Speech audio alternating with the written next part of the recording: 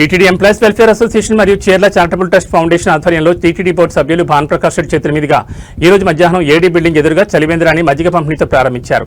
ఈ సందర్భంగా ఆయన మాట్లాడుతూ ఎండ నుండి ప్రజలకు ఉపశమనం పొంది వారి దాహార్తిని తీర్చడానికి చీర్ల కిరణ్ ఆధ్వర్యంలో టీటీడీ ఎంప్లాయీస్ వెల్ఫేర్ అసోసియేషన్ వారు చలివేంద్రాన్ని ప్రారంభించడం చాలా సంతోషంగా ఉందని, మానవ సేవే మాధవ సేవగా ఎంతో మందికి సేవలు అందిస్తున్న చీర్ల కిరణ్ ను వారి సభ్యులను అభినందిస్తున్నానని తెలిపారు. ఈ స్ఫూర్తితో యువత తిరుపతిలో మరికొన్ని చోట్ల చలివేంద్రాన్ని ప్రారంభించాలని పిలుపునిచ్చారు. ఈ కార్యక్రమంలో టీటీడీ ఎంప్లాయీస్ వెల్ఫేర్ అసోసియేషన్ అధ్యక్షులు చీర్ల కిరణ్, ప్రధాన కార్యదర్శి వంకీపురం పవన్, కోశాధికారి గుంటూరు రేఖ, సభ్యులు మణికంఠ, అశోకన్, వెంకట్ నాగులు, రమణ, పార్థసారథి, రమాదేవి, ఈశ్వర్ నాయక్, సునీల్ కుమార్ యాదవ్, గుణ, తేజేశ్వరరెడ్డి, యోగేష్, నాగరాజు, కొమ్మరెడ్డప్ప, మల్లికార్జున, ఎలక్ట్రికల్ డిపార్ట్మెంట్ ఉద్యోగులు, క్యాంటీన్ ఉద్యోగులు, ట్రాన్స్పోర్ట్ ఉద్యోగులు అధిక సంఖ్యలో పాల్గొన్నారు.